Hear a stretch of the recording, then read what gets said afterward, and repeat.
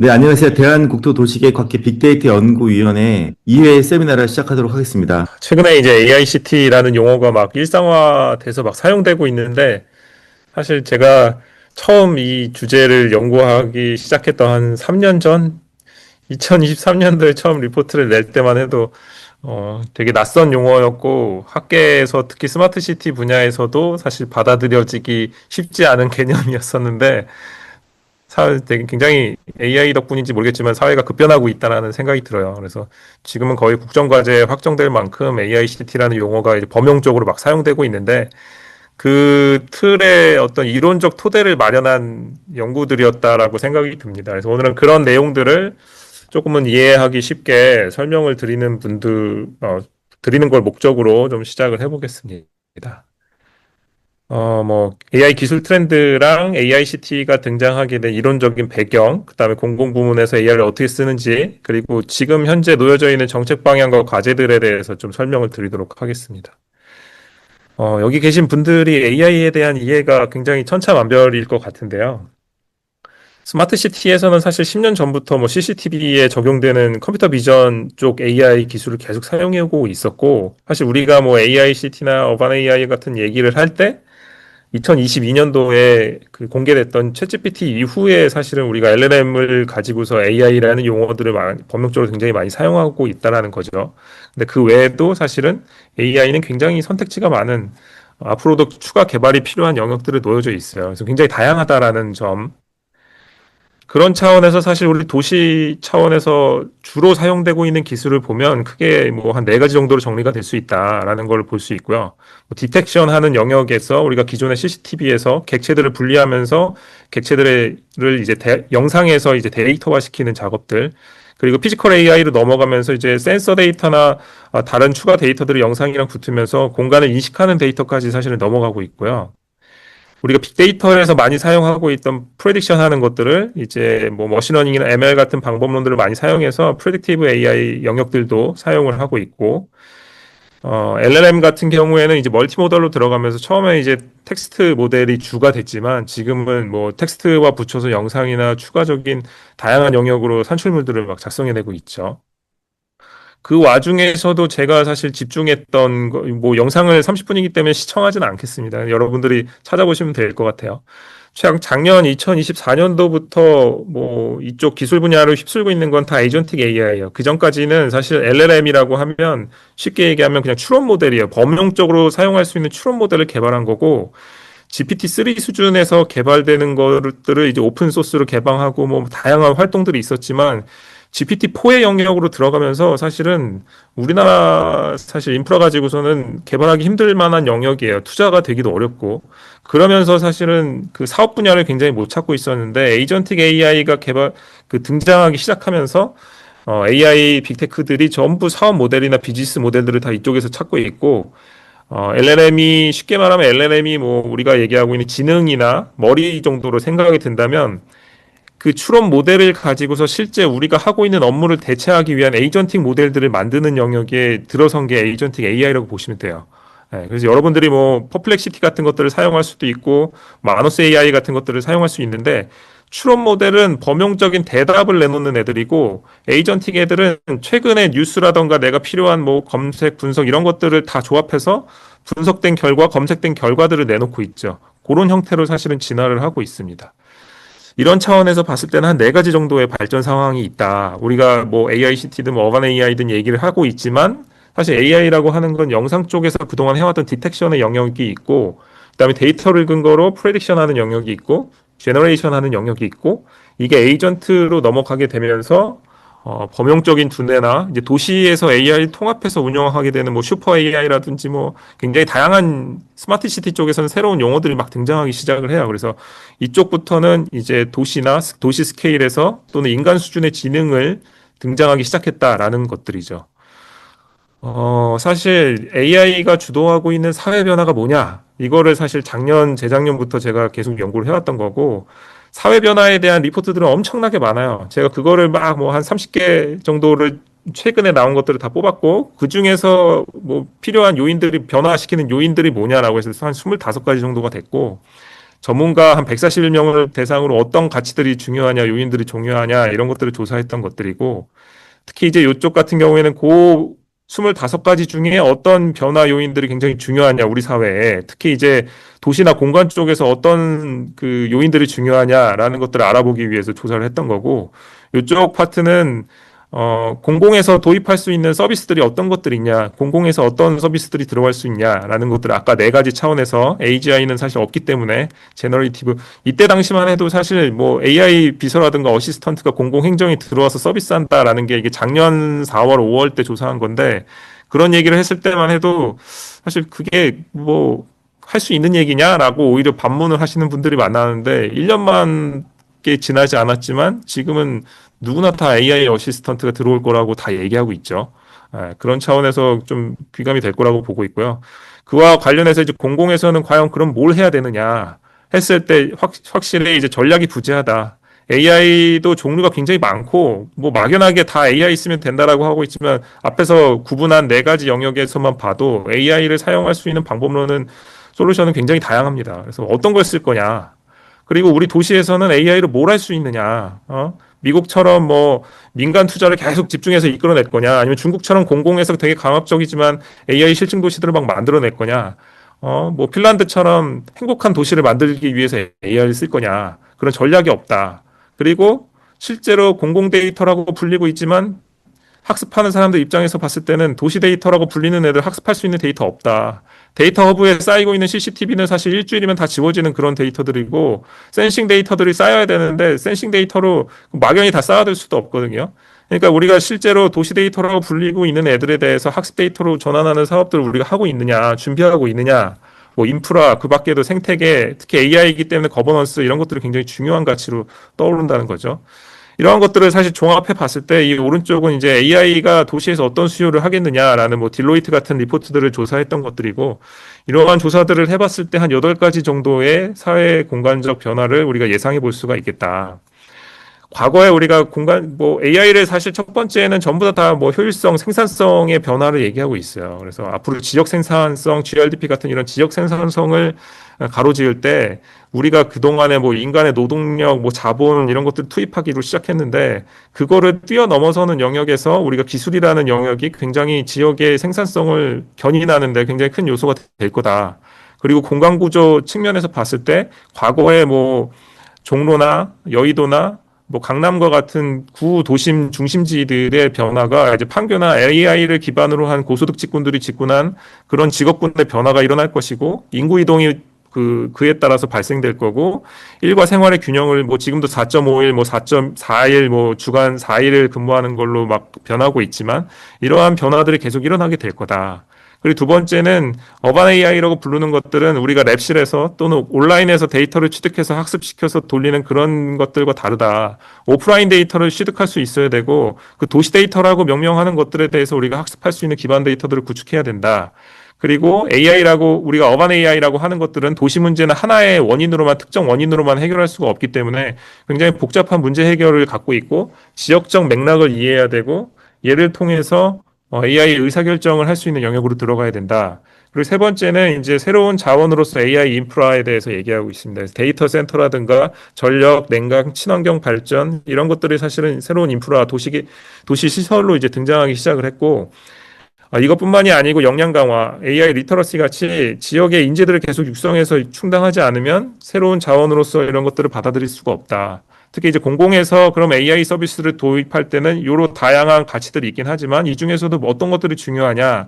첫 번째로는 포용적 서비스를 지향을 해야 된다. AI에 대한 시민들의 수용성을 고려해서 포용적 서비스가 들어가야 되고 특히 의사결정과 같이 결정에 필요한 공정한 사회를 만드는데 기여를 해야 된다라는 것들에 대한 가치를 좀 도출해 볼 수 있었습니다. 이거하고 더불어서 제가 진행했던 것들은 우리가 스마트 시티라는 것들을 얘기를 할 때, 뭐, 유비쿼터스부터 있긴 했지만, 2007년도에 실제로 삼성 SDS에서 미래도시 모델을 우리는 정보통신의 도시를 꿈꾸면서 엄청난 그 망들을 깔기 시작했어요. 그래서 유비쿼터스 기술, 지금은 뭐 IoT라는 단어로 사실 한마디로 설명이 되죠. 지금 IoT가 새로운 기술이냐, 뭐 얘기하지 않죠. 우리 도시에 다 들어와 있으니까. 그만큼 굉장히 급변하고 있다라는 것들을 볼 수 있고요. 이러한 전제로 살펴봤을 때 포스트 스마트 도시에 관련된 이론들이 굉장히 등장하기 시작했어요. 그래서 제가 2022년도부터 쭉 정리를 해봤을 때는 어반 AI나 AICT, 뭐 AI 어바니즘 이런 단어들이 등장하기 시작했고 그 중에서 가장 많이 사용되는 것들이 이제 어반 AI라는 단어가 굉장히 사용하고 있었다. 그럼 이거를 어떻게 정의하고 우리에서 정책화 시킬 수 있느냐 이런 고민들로 연결될 수 있을 것 같습니다. 그래서 각 단어들을 살펴봤을 때 뭐 이런 정도의 단어로 구성되어 있었고요. 이 어반 AI 같은 경우에는 그 파리 소르본 대학의 ETI 쉐어라고 그 우리가 잘 알고 있는 15분 도시를 얘기하셨던 그 까를로 모레노 교수님이 있었던 그 랩실에 해당돼요. 그래서 그 다음 단계의 컨텐츠로 어반 AI라는 거를 갖고 나왔는데 뭐 막 이론적으로 뭐 엄청 거창하게 막 정의하고 있지는 않아요. 다 사례집이었어요.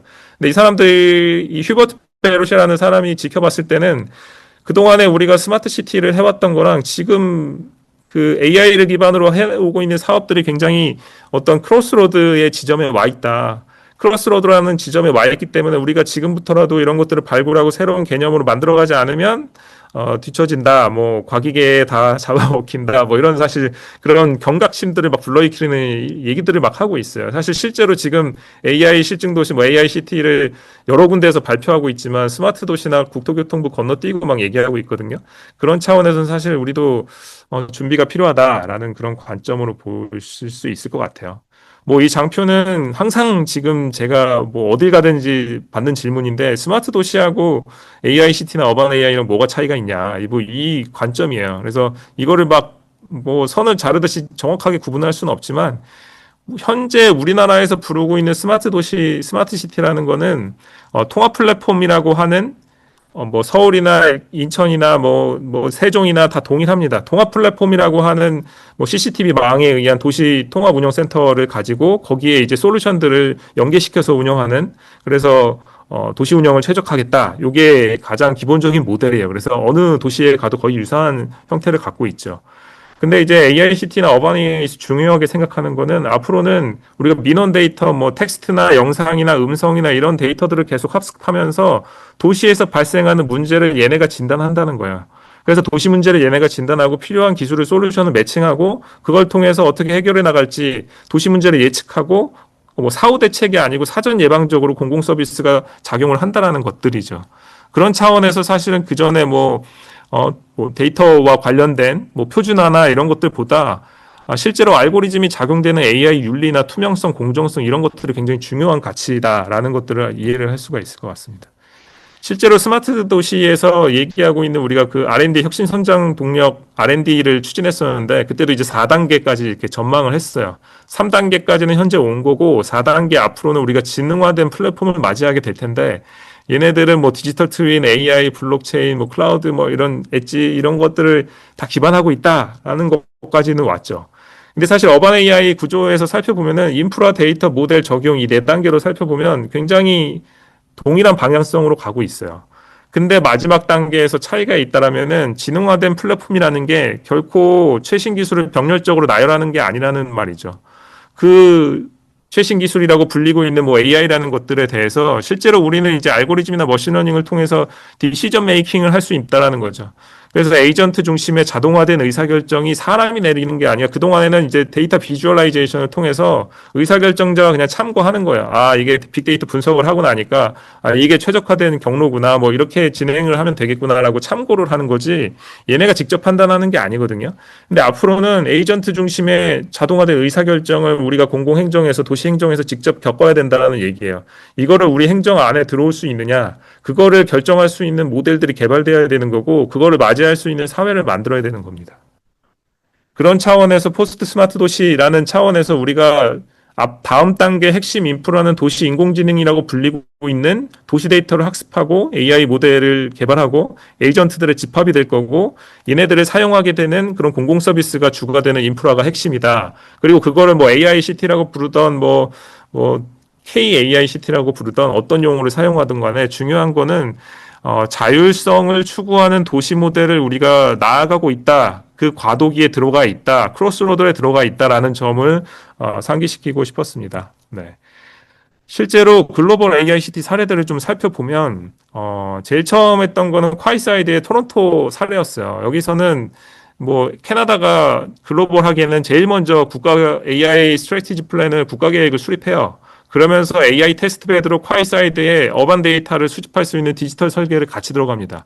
그래서 제가 저 사진 한 장만 넣어놨긴 한데, 건축물, 모빌리티, 공공장소, 여기에 어떤 센서를 각각 심고 저 동그라미 표시된 게 다 센서거든요. 센서랑 수집할 수 있는 건데, 그 데이터들을 어떤 센싱 할, 데이터를 할지 다 정해놓고, 그 데이터를 어떻게 수집해서 어디에서 저장하고 처리할 때까지, 거기까지 굉장히 디테일하게 설계를 해놔요. 이 정도는 돼야 우리가 사실 도시에서 얘기하고 있는 에이전틱 모델들을 도입할 수 있는 학습 데이터를 취득할 수 있는 거죠. 근데 실제로는 저게 진행이 안 돼요. 뭐 시민사회랑 충돌이 나면서 뭐 어반 데이터라는 그 AI라는 그 파트만 싹 빠지고 물리적인 계획만 실행돼요. 왜냐하면 시민사회가 훨씬 주권이 강하니까. 근데 반대로 시민사회 주권이 약한 중국 같은 경우에는 전 세계에서 아마 AI 실증 기술들 도입한 실제 도입한 도시에서 도입한 사례는 중국이 제일 많을 거예요. 알리바바 클라우드 기술, 뭐, 클라우드에서 ET-CT 브레인이라는 거를 2020년, 21년 요때 다 도입하기 시작했어요. 실제로 뭐 실체는 없다라고 얘기는 했지만 결과적으로 전체 뭐 안면 인식 기술부터 시작해서 CCTV 영상들에서 객체를 다 분류하고 얘네들 간에 그거를 이제 데이터화 시키고 도시를 최적화하는 데 사용하는데 뭐 알리바바 클라우드가 들어간 거죠. 우리로 치면은 네이버 클라우드가 뭔가 들어가면서 실제 도시에서 얘네가 데이터 취득하면서 들어가는 그런 기반 시설로 얘네 인프라가 들어가기 시작한 거예요. 그리고 엔비디아에서는 메트로폴리스라는 그 솔루션을 내놓습니다. 그래서 CCTV는 니네가 다 깔아도 상관없다. 어느 도시든지. 니네가 그 수집한 CCTV에서 우리가 객체를 다 분리해서 데이터화 시킬 수 있는 영역으로도 솔루션을 만들어 줄게 라는 모델들을 그냥 갖고 들어와 버린 거죠. 이거를 사실 스마트 시티 모델 중에 하나로 아예 얘네가 발표를 해버려요. 이런 식의 사실은 인프라들이 어떻게 보면은 다음 단계의 인프라라고 볼 수 있는 거죠. 그와 동시에 2020년도 이전까지는 사실 스마트 시티라는 용어를 스마트 시티 챌린지라는 용어를 쓰면서 다 동일한 용어를 썼어요.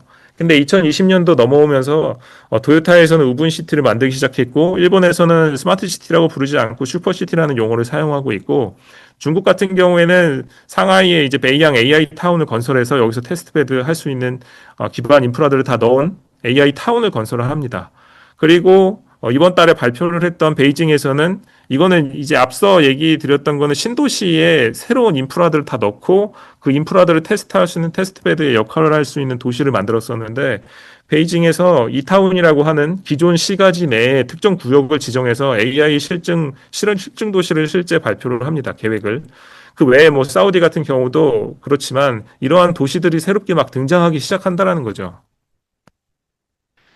우리나라에서도 지금 뭐 다양한 논의들이 있기는 하지만 사실 실체가 막 구체화되진 않았어요. 근데 뭐 지금 이번 이재명 정부에 등장한 K 이니셔티브 그 정책 공약집이라고 보시면 될 것 같아요. 거기에 이제 KCT AI라는 뭐 AI 지능형 도시라는 타이틀이 들어가면서 여기서 뭐 구체적이진 않습니다. 그러나 이제 앞으로 국정과제에서 뭐 AI 플랫폼과 AI 인프라 서비스를 동반한 AICT 모델을 개발하겠다. 그리고 그거를 수출 모델로 지능형 도시 모델로 해서 뭐 기존의 뭐 KCT 네트워크 사업과 같이 해외로 수출하는 모델을 만들겠다라는 비전을 갖고 있고요. 그리고 뭐 이재명 대통령님이 얘기했던 것처럼 AI 모델 시티라는 용어를 굉장히 많이 사용했는데 사실은 광주를 모빌리티 뭐 클러스터를 도입하면서 뭐 더 브레인 광주라는 타이틀로 AI 모델 시티라는 용어를 막 사용하기 시작했어요. 근데 이거는 스마트 시티를 다 건너뛰고 막 얘기를 한 거예요. 과기부 쪽에서는 사실 AI를 개발한다고 해도 테스트베드가 필요하기 때문에 도시 단위에서 들어갈 때는 사실 실험실에서 돌아가는 거랑 전혀 다르거든요. 그리고 오세훈 서울시장님도 AI 테크시티라는 용어를 사용해요. 그래서 AI 양재 허브에다가 우리 더 10배 규모로 확대를 하면서 테크시티로 넘어가겠다. 이런 발표를 해요. 근데 두 가지 다 사실은 구체적인 건 없죠. 대부분은 다 AI 데이터 센터와 같은 인프라에 대한 내용과 규제 샌드박스에 대한 내용들입니다. AI를 사실 실증하려면은 규제가 제일 걸림돌이 되니까 그 두 가지에 대한 내용들이 대부분인 거죠. 이러한 차원으로 사실 진단을 해봤을 때 결국 우리가 UCT 때부터 진행해오던 것들이 시대적으로 차이는 있긴 하지만 결국에 스마트 시티라고 불리는 기술 플러스 도시라는 관점에서 봤을 때 어떤 용어를 사용하든지 간에 과거에 그 기술 파트 기반 기술이 발전하면서 계속 변화하는 개념으로 진화하고 있구나. 특히 스마트 시티까지는 뭐 그전에는 커넥션을 굉장히 중요시해서 신도시에다가 망을 까는 거에 굉장히 집중을 했다라고 한다면 스마트 시티를 넘어오면서 데이터 기반의 도시 운영을 목적으로 하고 있었고 오토메이션에 대한 영역을 굉장히 중요하게 생각하고 있었고 AICT로 넘어가면서 사실 AI 중심의 그런 자율성, 자율도시를 구현하는 거에 그 다음 단계로 넘어가고 있다라는 것들을 확인할 수 있을 것 같습니다. 그런 차원에서 요건 아까 설명드렸기 때문에 제가 좋은 사례로 하나를 가지고 있는 거는 항상 말씀드리는 거는 핀란드 사례인데 핀란드에서는 AI를 사용하는 것들이 굉장히 뭐 다양할 수 있는데 우리는 국민의 행복을 최우선하는 오로라 AI를 만들겠다라는 프레임워크를 딱 제안을 해요. 그래서 시민들이 생애 주기에 필요한 사건, 뭐 취업이나 결혼, 출산, 이때가 됐는데 제공받지 못하는 사람 아니면 우리가 신청을 해서 열심히 신청을 해서 막 받아내야 되는 그런 입장이 아니고 그 시기가 된 사람들한테 AI 어시스턴트가 개인화된 행정 서비스 필요한 공공 서비스 제공하는 모델들을 개발을 합니다. 그래서 요것들에 대해서 필요한 핵심 구성 요소와 AI 중에서도 챗봇 추천 시스템 예측 분석, 뭐 시뮬레이션 알고리즘 필요한 기술 개발들을 들어가고 시범 서비스는 어떤 것들이 필요한지 이런 것들을 국가 프레임워크로 제안을 해요. 그래서 실제로 헬싱키의 AI 레지스터라는 그 서비스들을 진행하고 있고 얘네들은 다 LLM 기반의 서비스들입니다. 그래서 우리가 뭐 주차와 관련된 여름 일자리와 관련된 뭐 육아와 출산과 임대 아파트와 관련된 다양한 굉장히 서비스들이 등장을 하기 시작을 해요. 그리고 다른 한편으로는 제가 그 사전 예방적 접근으로서 국건위의 민원 데이터를 가지고 필지 단위의 민원 발생을 예측해보는 연구를 병정적으로 진행을 했었고요. 그 예측 모델을 개발하는 차원에서 제가 진행하고 싶었던 거는 스마트 시티에서 사실은 우리가 제일 먼저 하는 게 도시 문제 진단이거든요. 뭐 도시 기본 계획을 수립할 때도 마찬가지지만 도시 문제를 진단할 때 사실 실제 사람들이 체감하는 도시 문제는 민원에서 온다고 봤고요. 민원 중에서도 생활 불편 신고를 한 것들에 대해서 우리가 일반적으로 사후 조치를 하게 되는데 요 데이터를 민원 분류하고 그다음에 위치 정보를 발라내고 AI 모델로 학습시키고 민원 발생을 예측하는 그래서 사전 조치 민원이 과도하게 발생하는 지역과 오히려 민원이 적게 발생하는 지역들에 대해서 사전 조치할 수 있는 공공행정 서비스 모델들이 도입이 가능하겠냐 요것들을 사실 분석을 해봤고 개발하는 모델들을 만들어봤고 그거를 한 발 더 나아가서 만들면 이런 도시 문제 대응 민원 에이전트 같은 것들이 발생될 수 있다. 그래서 이런 사례를 들어서 설명을 좀 드렸었습니다. 그래서 지금 현재 AICT의 방향은 그 도시 인공지능이라고 불리는 어반 AI라는 것들을 핵심 인프라로 규정을 했고요. 이거를 통해서 자율성을 담보한 의사결정을 우리 행정에 녹일 수 있도록 법제도가 필요하고 생태계가 필요하고 거버넌스가 필요하고 그리고 도시지능센터, 뭐 도시인공지능센터라고 불리고 있는 걔네들을 만들면서 구축해 나가겠다라는 게 방향이라고 보실 수 있을 것 같습니다.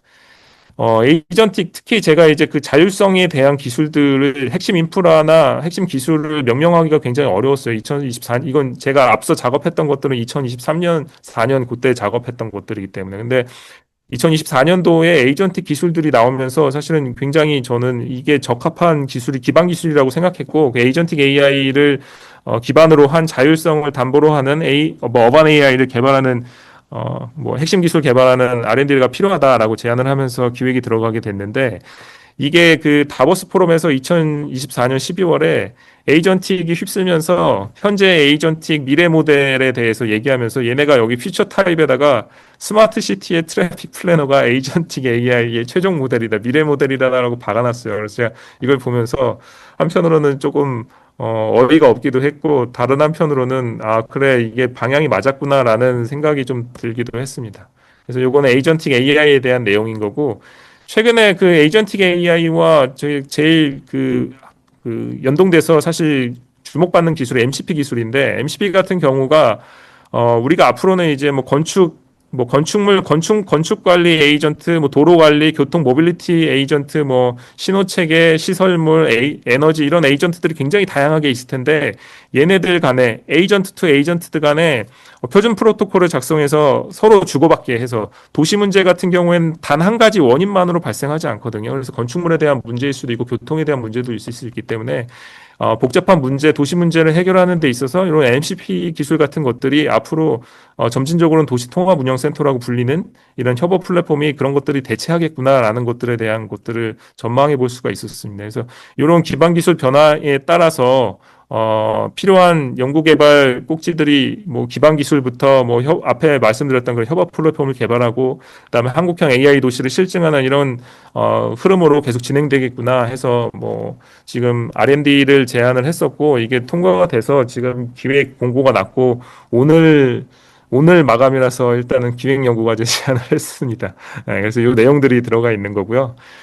어, 사실 뭐 AICT는 기존의 스마트 시티 다 버리고 새로 시작하냐 그런 게 아니고요. 유비쿼터스 시기부터 사실은 이런 망들을 계속 깔아왔고 스마트 시티에서 우리가 그 핵심 인프라를 도시통합 관제센터로 부르고 있는데 이거와 이제 뭐 지능형 CCTV와 다양한 솔루션들이 연계돼 있어요. 사실 이러한 데이터들이 우리가 학습 데이터용으로 전환하는 작업들을 굉장히 그 진행이 지금 굉장히 필요한 시기인 거고 이것들을 학습할 수 있었을 때 그 다음 단계로 넘어가서 에이전트를 만들 수 있다라는 거죠. 그리고 에이전트를 기초로 해서 얘네들 간에 우리가 뭐 지금 뭐 도시 뭐 과밀이라든가 아니면은 노후 계획 도시라든가 이런 관련된 문제들이 있을 때 문제들에 대해서 뭐 프롬프트를 날렸을 때 교통과 행정과 건물 에너지 안전과 관련된 얘네들끼리 사실은 프로토콜을 주고받으면서 도시 문제 해법에 대해서 분석된 결과들을 내놓고 해법들을 내놓는 형태의 도시 인공지능 센터가 앞으로 운영될 수 있다라는 것들을 미래 그 도시 모델로 좀 제안을 하고 있습니다. 그와 관련해서 뭐 데이터부터 시작해서 제가 30분을 지켜야 되기 때문에 그 뭐 조금 쉽게 말씀을 드리자면 이 데이터와 관련해서도 학습 데이터를 쌓는 게 굉장히 중요한 이유가 우리 건축물 대장을 많이 얘기를 들어요. 그래서 우리나라가 그동안에 굉장히 많이 한 게 전자정부 들어가면서 모든 것들을 DB화 시키는 작업들을 막 해요. 근데 DB화 시키는 작업들을 막 했지만 그 DB화 시킨 거는 건축물 대장 안에 있는 항목별로 데이터를 그냥 엑셀화 시키고 데이터화 DB화 시킨 거지 얘네가 뭐 AI가 학습할 수 있는 머신 리더블한 데이터의 형태냐라고 하면 그렇지 않거든요. 그리고 사람이 건축물을 매도하고 뭐 매수하고 말소하고 이 과정들이 사실은 의사결정 과정인데 이 과정들이 사실은 쉽게 말하면 데이터가 되어 있어야 돼요. 그러면 강화학습이나 다음 모델로 이제 넘어갈 수 있는데 이 데이터를 생산하는 생산 체계를 건드려야 된다는 얘기예요. 더 나은 에이전트, 더 나은 모델들을 만들기 위해서 그리고 그것들에 대해서 사람들이 사용하고 개선 의견들이 들어오고 이것들에 대한 그 시뮬레이션한 그 뭐 실제 실행한 결과들에 대해서 모니터링이 되고 그리고 필요하다면 법제도를 개선해서 이것들을 계속 수집할 수 있는 체계를 법제도를 계속 바꿔나가야 된다는 것들이죠. 이러한 것들은 사실 도시 입장에서 보면 굉장히 다양한 영역들이 있을 것이고 이게 사실 AI가 학습 가능한 데이터셋으로 전환하는 전환 작업들이 굉장히 선행되어야 된다라는 게 첫 번째라고 보실 수 있습니다. 이게 그 더 자세한 내용들인데 그 아까 보여드렸던 그림이 이런 거고요. 공공시설물에서 뭐 건축물 안에 각각 어디에다가 센서들을 배치해놔야 되고 데이터 수집할 수 있는 것들을 어디에 해놔야 되고 요 해당 BE1, BE15를 딱 가면 표로 쫙 정리돼 있어요. BE15에서는 어떤 데이터를 취득하고 어떤 센서를 어느 높이에다 박아야 된다. 이런 표준화된 디지털 설계를 다 같이 해놓은 거예요. 그리고 그 데이터를 어디에서 하고 이 데이터들을 취득되면 서드파티에서는 어떤 앱들을 개발하고 서비스 모델을 만들 수 있는지 사실 이 정도 수준의 테스트베드나 인프라가 깔린 테스트베드가 만들어져야 사실은 우리가 아까 말씀드렸던 에이전틱 모델들이 구현될 수 있는 도시 차원에서 구현될 수 있는 그런 모델들이 적용될 수 있는 AI 타운이 걸성될 수 있을 거라고 보고 있습니다. 그와 관련해서 뭐 AI 생태계나 뭐 인공지능 관련된 법제도에 대한 내용들도 하고 있어요. 그래서 사실 뭐 이게 되게 남의 먼 나라 얘기 같지만 그 행정기본법 행안부에서 사용하고 있는 행정기본법 제20조에는 자동화된 AI에 의한 자동화된 의사결정이 법 조항에 시행령이나 시행규칙이 아니고 법 기본법 본문 20조에 딱 들어가 있어요. 근데 사실 국토교통위원회에서는 뭐 AI와 관련된 법안 발의가 한 번도 없었고 국토교통부 안에서도 법 개정이 일어난 적이 없었죠. 그래서 이거에 대한 내용들을 네 가지를 제가 국토부에 제안을 했던 거고 첫 번째는 국토교통부에서 인공지능 갖고 뭐 할 수 있을지 AICT로 뭐 할 수 있을지 전략계획 수립하자라는 거였고요. 그 네 번째가 R&D에 대한 핵심 인프라와 기술 개발을 지금부터 준비해야 된다라는 거였고 그래서 1번과 4번이 지금 발주가 나가서 저희가 진행을 하고 있는 준비를 하고 있는 상태인 거고요. 그 외에 이제 법령과 관련해서는 이제 스마트 도시법을 개정할 것이냐, 아니면 새롭게 AICT나 어반 AI 같은 신규 법안을 만들어낼 것이냐에 대한 것들은 논란이 많기 때문에 뭔가 협의체를 통해서 우리가 토론을 통해서 만들어놔야 될 것 같고요. 그와 관련해서 뭐 데이터나 뭐 윤리성과 관련된 거버넌스 구축에 관련된 내용들 한 요거 네 가지 정도가 지금 중앙정부에서 수행하고 있는 정책 방향이라고 보실 것 같습니다. 네, 이상으로 발표를 마치도록 하겠습니다. 감사합니다.